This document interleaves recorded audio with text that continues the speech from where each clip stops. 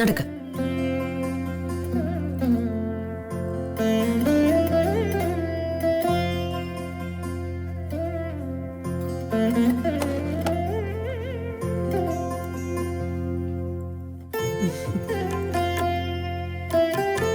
അതെ, ഈ 2-3 ദിവസത്തെ അവധിക്ക് ഗീതാഞ്ജലി ടീച്ചറിന്റെ വീട്ടിലേക്ക് വിടുന്ന എന്തിനാണെന്ന് അറിയാമോ?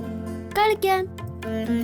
ഇവിടെ ഒപ്പം കളിക്കാൻ കൂട്ടുകാരില്ലാത്തതുകൊണ്ട് കൂട്ടുകാരുള്ള ഗീതാഞ്ജലി ടീച്ചറിന്റെ വീട്ടിലേക്ക് വിടുന്നു. അമ്പട വീരാ, കൊള്ളാലോ. കളിക്കാൻ മാത്രമല്ല, പഠിക്കാനും കൂടിയാ. ഇവിടെ അമ്മയ്ക്ക് നിന്നെ പഠിപ്പിക്കാനുള്ള സമയമില്ലാത്തതുകൊണ്ട് അവിടെ ടീച്ചറിന്റെ അടുത്തിരുന്ന് പഠിക്കാൻ. മനസ്സിലായോ? നോക്കട്ടെ. കളിച്ചു കഴിഞ്ഞ് സമയം കിട്ടുവാണെങ്കിലേ പഠിക്കൂ. ഞങ്ങളുടെ റെയിൻബോ ക്ലബും റോയൽ ക്ലബിലെ കുട്ടികളുമായി ഒരു ക്രിക്കറ്റ് മാച്ച് ഉണ്ട്. അതിന് പ്രാക്ടീസ് ചെയ്യാൻ കൂടി സമയം തികയുന്ന എന്റെ സംശയം. ഓ, അവന്റെ ഒരു ക്രിക്കറ്റ് മാച്ച്. നീ ആരോടാ? കേരളക്കരയിലെ സച്ചിൻ ടെണ്ടുൽക്കറോ? അല്ലല്ലോ, അമ്മയുടെ സ്വന്തം അച്ചുട്ടനല്ലേ. ഉമ്മ. ഉടുപ്പൊക്കെ ഇട്.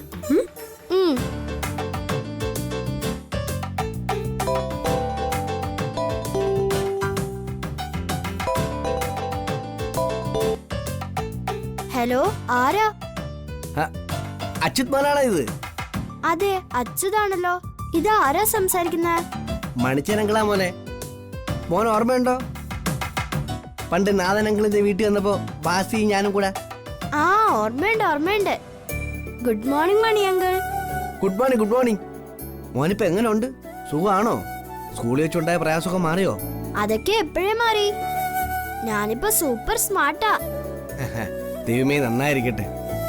ഒരു ദോഷവും വരാതെ ദൈവം കാക്കട്ടെ കുഞ്ഞിനെ. Thank you uncle. ഗോഡ് അങ്കിളിനെ ബ്ലസ് ചെയ്യാൻ ഞാൻ പ്രാർത്ഥിക്കാം. ഓ, വളരെ സന്തോഷം. അമ്മ അടുത്തുണ്ടോ മോനെ അവിടെ? ആ, ഉണ്ടല്ലോ. മോൻ ഫോൺ അമ്മയ്ക്ക് കൊടുക്ക്, ഞാൻ സംസാരിക്കട്ടെ. ആ, കൊടുക്കാം. അമ്മേ.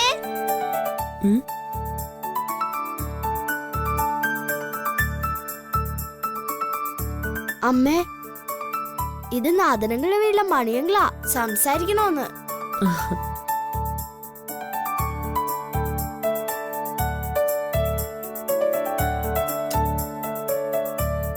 ഹലോ. ഹലോ മാഡം, എന്റെ പേര് മണിവർണ്ണൻ പിള്ള എന്നാ. മണിച്ചനെന്ന് വിളിക്കും. നമ്മൾ തമ്മിൽ കണ്ടിട്ടില്ല, പക്ഷെ അച്യുതിന് എന്നെ അറിയാം. അതെ, മോൻ പറഞ്ഞിട്ടുണ്ട്. ഞാൻ വിളിച്ചതൊരു അപേക്ഷയായിട്ടാ. സാറിന് അച്യുതിനെ ജീവനാണെന്ന് അറിയാലോ. മുമ്പൊരിക്കൽ സാറിന് അസുഖക്കിടക്ക് എണീപ്പിച്ചത് തന്നെ മോനിവിടെ വന്നിട്ടാ. അറിയാം. അച്ഛനും സാറിന് വലിയ ഇഷ്ടമാ. അവൻ എപ്പോഴും പറയും നാഥനങ്ങളിനെ കുറിച്ച്. അതെയോ? അവനെ കാണുമ്പോ സാറ് മറ്റെല്ലാം മറക്കും. അവനോടൊപ്പം കളിക്കുന്നതും അവനോട് സംസാരിക്കുന്നതും ഒക്കെയാ സാറിന് വലിയ സന്തോഷമുള്ള കാര്യം. മനസ്സിലായി. ഇപ്പൊ സ്കൂള് 2 ദിവസം അവധിയല്ലേ? ഒരു ദിവസത്തേക്കെങ്കിലും അവനെ സാറിൻ്റെ കൂടെ ഇവിടെ നിൽക്കാൻ അയക്കാൻ പറ്റുമോ? അത് ചോദിക്കാനാണ് ഞാൻ വിളിച്ചത്. അച്യുതിനും അതൊരു ചേഞ്ച് ആവും, സാറിന് വലിയ സന്തോഷമാവും. വിരോധം ഇല്ലെങ്കിൽ? ഏയ്, വിരോധമൊന്നുമില്ല. അവനും അത് സന്തോഷമാവുന്ന എനിക്ക് തോന്നുന്നത്. അന്നൊരു ദിവസം അവിടെ വന്ന ശേഷം ഒരാഴ്ച അവിടുത്തെ വിശേഷം പറച്ചിലായിരുന്നു അവൻ. അയ്യോ, ആണല്ലേ? വളരെ വളരെ സന്തോഷം. അങ്ങനെയാണെങ്കിലേ ഞാൻ ഇപ്പൊ തന്നെ കാർ അയക്കട്ടെ? ഏയ്, കാറൊന്നും വേണ്ട. ഞാൻ പുറത്തേക്ക് പോവാ. അതുവഴി അച്ഛനെയും കൂട്ടി വരാം. അവൻ എവിടെ വിട്ടിട്ട് പോയാ മതിയല്ലോ. ആഹാ, ആണോ? അയ്യോ, എനിക്ക് വലിയ ഉപകാരം. ഞാൻ ഇവിടെ കാത്തിരിക്കാം, വന്നാ മതി. ശരി.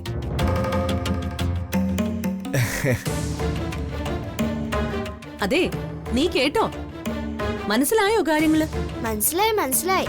എന്നൊപ്പം നാദനങ്ങളുടെ വീട്ടിലേക്ക് ആക്കാൻ പോവാണല്ലേ? അതെ. നിനക്കിഷ്ടല്ലേ അവിടെ?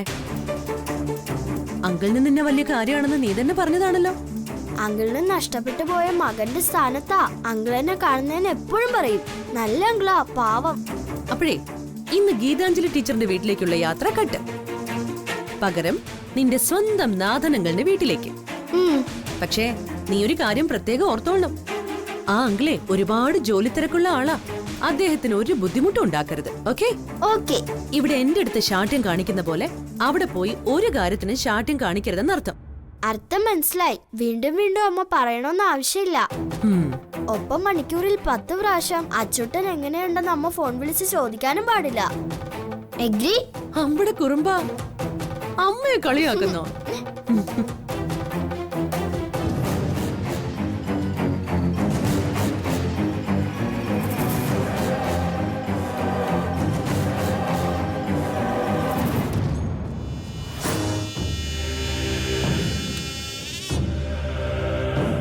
എന്തിനാടാ ഞാൻ വീണ്ടും വീണ്ടും ഇങ്ങനെ കാശ് ചെലവാക്കുന്നത്? മൂക്കുമുട്ട തിന്നാനും കുടിക്കാനും മാത്രം അറിയുന്ന കുറെ എണ്ണം.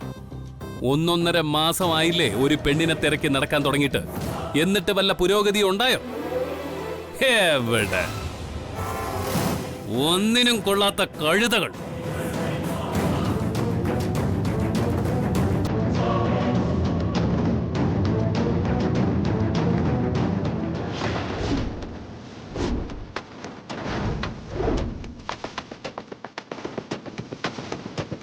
വീണ്ടും ഓർക്കാൻ വേണ്ടിയാ ഒന്നുകൂടി കാണിക്കുന്നത്. ഇതാണ് നിങ്ങൾക്കെല്ലാവർക്കും അയച്ചു തന്ന ഫോട്ടോ. ഇതാണ് ആള്. ഇതിലുള്ള ആടയാഭരണങ്ങൾ ഒന്നും ഉണ്ടാവില്ല എന്നൊരു വ്യത്യാസം മാത്രം. ബാക്കിയെല്ലാം ഇത് തന്നെ. ഒരു പൊടിക്ക് പോലും വ്യത്യാസമില്ല. ഫോട്ടോ നന്നായിട്ട് നോക്കിക്കോ.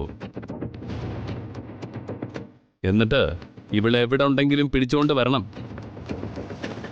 കണ്ട് പിടിച്ചോണ്ട് വരുമ്പോൾ ഒരു കാര്യം മാത്രം ശ്രദ്ധിക്കണം. അവൾക്കൊരു പോറല് പോലും ഏൽക്കരുത്, വേദനിപ്പിക്കരുത്. ഒരു സ്ഫടിക പാത്രം കൊണ്ടുവരുന്നത് പോലെ വേണം അവളെ ഡീൽ ചെയ്യാൻ.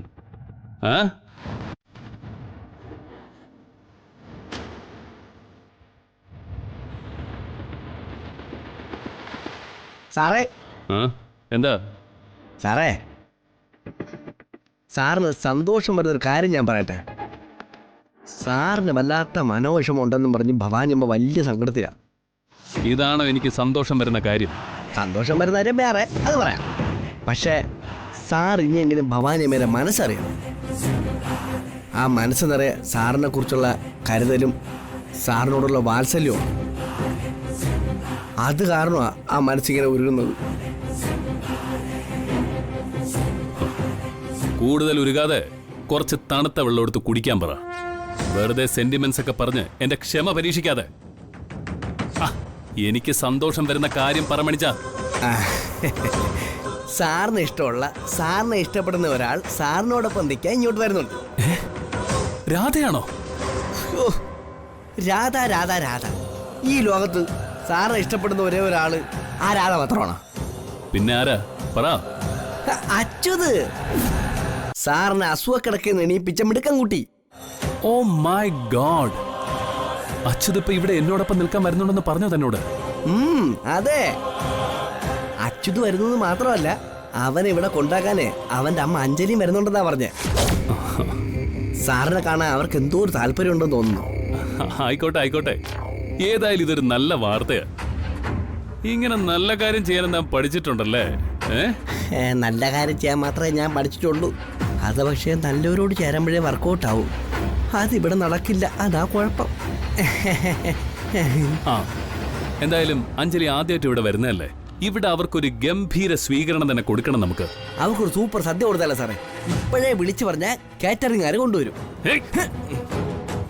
മണ്ട് മണിക്കൂസെ, നാട് നീളെ സദ്യ ഒരുക്കുന്നവർക്ക് കൊടുക്കേണ്ടത് സദ്യ അല്ല, വേറെന്തെങ്കിലും സ്പെഷ്യൽ ട്രീറ്റാ. എത്രയും വേഗം എന്താ വേണ്ടെന്ന് ആലോചിച്ചിട്ട് നീ ജോലിക്കാരോട് പറ. Okay sir. അഞ്ജലിക്കും അച്ചൂടനും ഗ്രാൻഡ് സ്വീകരണം തന്നെ ഒരുക്കി കളയാം.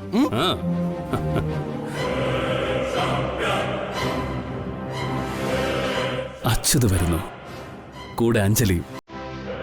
അപ്പൊ ഇനി എന്തായിരിക്കും സംഭവിക്കുക?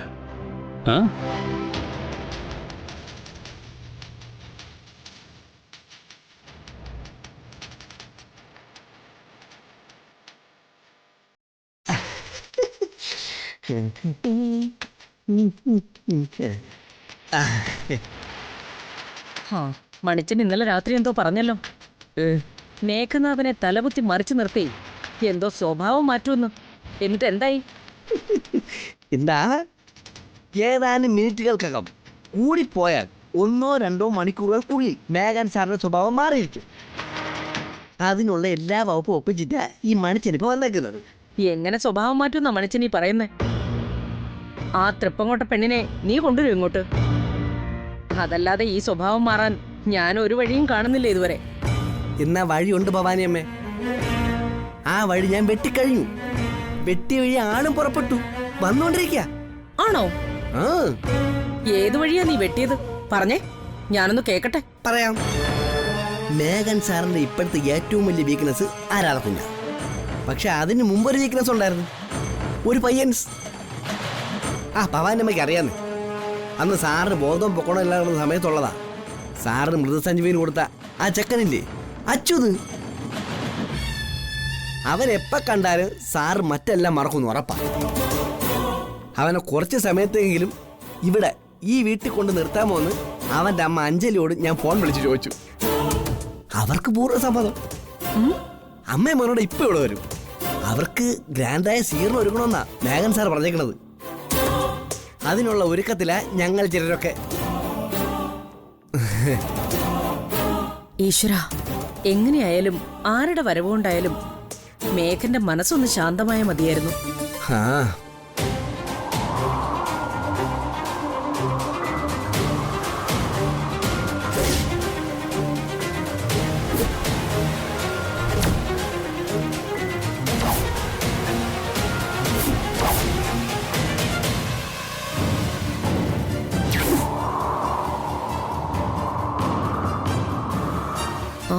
അവരെപ്പോ വരുമെന്നാ പറഞ്ഞത്?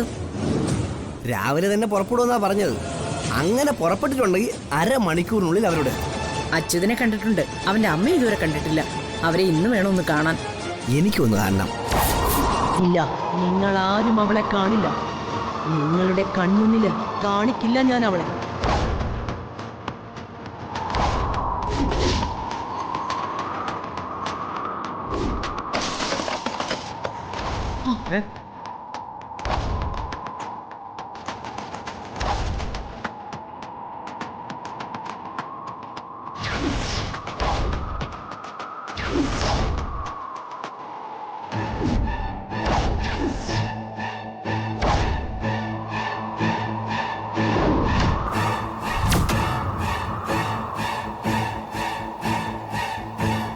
എന്റെ കോട്ടക്കൽ വിശ്വനാഥ, എന്താ ഞാൻ ഈ കാണുന്നേ?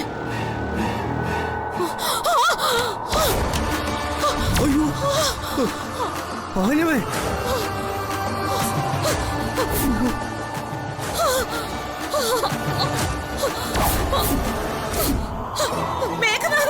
ചോരം നല്ലപോലെ മുറിച്ചല്ലോ ഭവാനിയമ്മേ.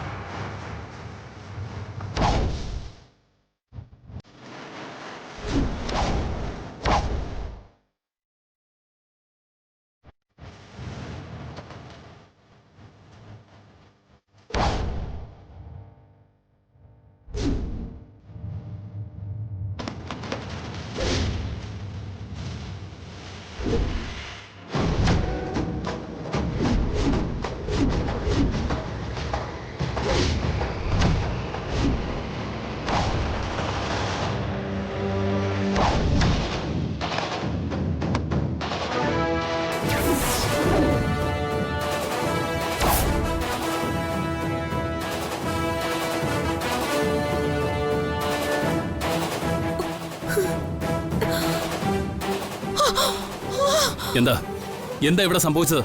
കാറ്റടിച്ചാണ് തോന്നുന്നത്. സാധാരണ കാറ്റല്ല, ഒരു വല്ലാത്ത കാറ്റ്. കാറ്റിൽ പെട്ട് ഫോട്ടോ നിലത്ത് വീണ് പൊട്ടി. ആരോ പിടിച്ചു തള്ളിയ പോലെ ഭവാനിയമ്മ ചില്ലി ചെന്ന് വീഴുകയായിരുന്നു.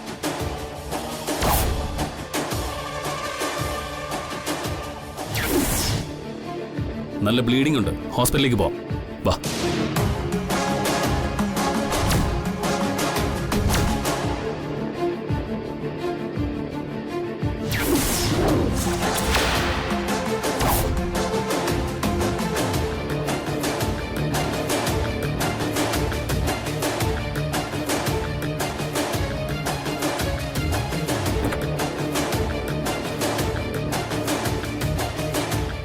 മുകളിലൊരു ഫോട്ടോ വീണ് പൊട്ടിയിട്ടുണ്ട്. തറയൊക്കെ വൃത്തിയാക്കിയിട്ട് ആ ഫോട്ടോ എടുത്ത് ഫ്രെയിം ചെയ്യാൻ കൊടുക്കണം. ശരി സർ. അതെ, അച്യുതും അവന്റെ അമ്മയും കൂടെ വരും. അവരോട് ഇരിക്കാൻ പറയണം. ആ 1 മണിക്കൂറിൽ ഞങ്ങൾ തിരിച്ചു വരും. ശരി സർ.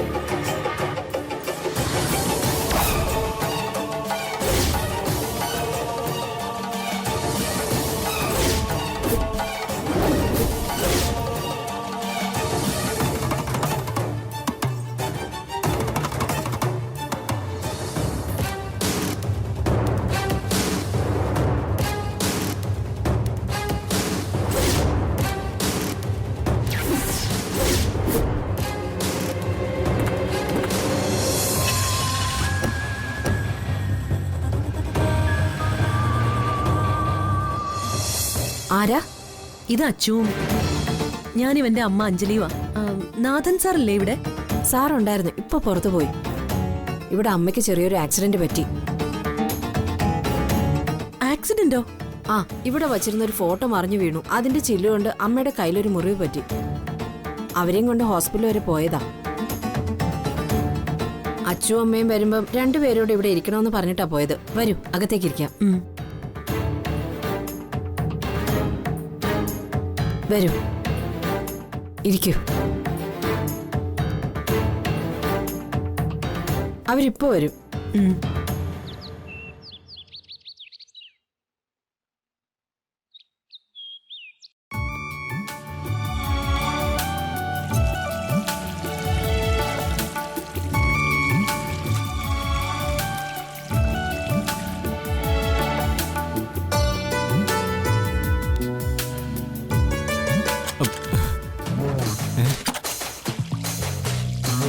ആരാതിനകത്ത്?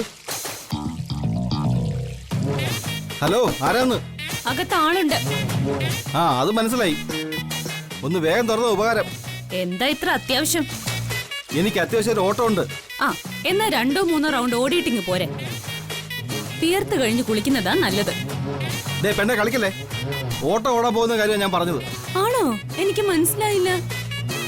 എന്തായാലും തൽക്കാലം ഞാൻ ഇറങ്ങാൻ ഉദ്ദേശിക്കുന്നില്ല. ഛേ, ഇത് വലിയ കഷ്ടമാണല്ലോ. അവര് കിടന്ന് വിളിച്ചോണ്ടിരിക്കുക. ആരെ വിളിച്ചാലും എനിക്കെന്താ? ഇയാളില്ലെങ്കിലേ നാട്ടില് വേറെ നല്ല ഓട്ടോക്കാരുണ്ട്. ഓ, എന്നെ മനഃപൂർവ്വം ഉപദ്രവിക്കാൻ കച്ചകെട്ടി ഇറങ്ങിയിരിക്കല്ലേ. ഞാൻ ഇയാളോട് എന്ത് ദ്രോഹം ചെയ്തിട്ടാ? എന്ത് ദ്രോഹം ചെയ്തെന്നോ? ഇനി എന്താ ചെയ്യാൻ ബാക്കിയുള്ളത്? എന്നിട്ട് ഞാൻ എന്തോ കുറ്റം ചെയ്ത പോലെയാണല്ലോ നോട്ടവും ഭാവവും പ്രകടനവും ഒക്കെ. ശരി, സമ്മതിച്ചു. താൻ ഒരു കുറ്റവും ചെയ്തിട്ടില്ല. ഒന്ന് ഇറങ്ങിയാ മതി. ഞാനൊരു കുറ്റം ചെയ്തിട്ടില്ലെങ്കിൽ പിന്നെ ആരാ കുറ്റക്കാരൻ? ഞാൻ തന്നെയാ. സമ്മതിച്ചു, പോരെ? ആഹാ, തെറ്റ് ചെയ്തിട്ട് അത് ഞെളിഞ്ഞു നിന്ന് മഹാകാര്യമായിട്ട് വിളിച്ചു പറയാണോ ചെയ്യേണ്ടത്? പിന്നെ എന്ത് വേണമെന്നാ? മാപ്പ് പറയണം. സമസ്ത അപരാധവും ഏറ്റുപറഞ്ഞ് മാപ്പ് ചോദിച്ചാ ദാ ഞാൻ ഇപ്പൊ ഇറങ്ങും. ആ, ഇല്ലെങ്കി ചേട്ടന്റെ ഓട്ടം നാട്ടുകാരോടുവേ. എന്തു വേണോന്ന് വേഗം പറ. സമയം പോകുന്നേ. ശരി, ഞാൻ ചെയ്ത എല്ലാ തെറ്റിനും മാപ്പി ചോദിക്കുന്നു. മാപ്പ്. ആ, ഇതിങ്ങനെ കടയിൽ ചെന്നിട്ട് ഭൂപടം ചോദിക്കുന്ന പോലെ മാപ്പ് മാപ്പെന്ന് പറഞ്ഞാ പോരാ. ഞാൻ ഇതുവരെ ഭവതിയോട് ചെയ്തിട്ടുള്ള എല്ലാ തെറ്റുകൾക്കും ഉള്ള സമസ്ത അപരാധം ഏറ്റു പറഞ്ഞ് കാല് പിടിച്ച് മാപ്പ് ചോദിക്കുന്നു എന്ന് പറയണം. ഞാൻ ഇതുവരെ ഭവതിയോട് ചെയ്ത എല്ലാ തെറ്റുകൾക്കും സമസ്ത അപരാധം ഏറ്റുപറഞ്ഞ് കാല് പിടിച്ച് മാപ്പ് ചോദിക്കുന്നു.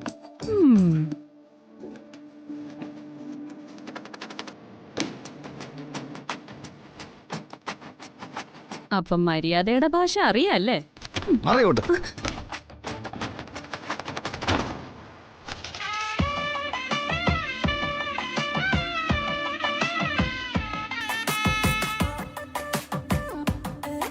എടീ നിക്കടി ഇവിടെ. നീ ഇപ്പോഴും ഉണ്ടോ വെളിയില്? ആ ഉണ്ടല്ലോ. എന്തേ വന്ന് പുറം തേച്ചേർന്നു ഇയാൾക്ക്? അയ്യോ നിന്റെ തേപ്പ് എനിക്ക് വേണ്ടടി. ഞാൻ പറഞ്ഞ മാപ്പേ അത് വെറും കോപ്പാ. വായിന്ന് തുപ്പിയ വെറും വാക്ക്. എടി നിന്നോട് ഞാൻ എന്തൊക്കെ പറഞ്ഞിട്ടുണ്ടോ, എന്തൊക്കെ ചെയ്തിട്ടുണ്ടോ? ഇനിയും പറയും, ഇനിയും ചെയ്യും. സമസ്താപരാധം ഏറ്റു പറഞ്ഞതേ ഞാനിങ്ങി തിരിച്ചെടുത്തു. നിന്നെ പൂട്ടിക്കെട്ടാനുള്ള പുതിയ അടവുകളായിരിക്കും ഇനി ഞാൻ പുറത്തെടുക്കുന്നത്. എടി അഹങ്കാരത്തിന്റെ കൈയും കാലും വെച്ചവളെ, ഇനിയും നീ എന്റെ കൈവാക്കൽ ഇങ്ങനെ വന്ന് നിന്ന വരഞ്ഞു കീറി ഉപ്പും മുളകും തേച്ച് എണ്ണയിലിട്ട് പൊരിക്കും ഞാൻ. മേലാൽ എന്റെ മുമ്പിൽ നീ വന്ന് നിൽക്കരുത്. കേട്ടോടി, കേട്ടോടി ഭൂശട്ടെ വൃത്തികെട്ടവളെ.